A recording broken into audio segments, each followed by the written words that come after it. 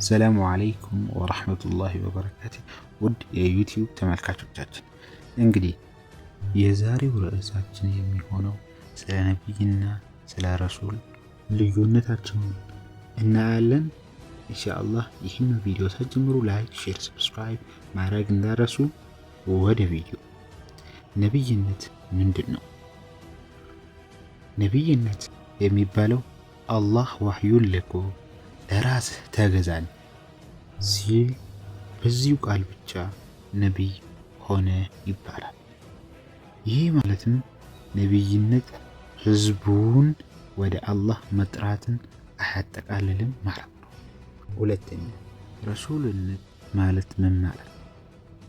ረሱል የምንለው ከነቢያት ቀጥሎ ያለ ሲሆን ህዝቡን ወደ አላህ መጥራትን ያጠቃልላል።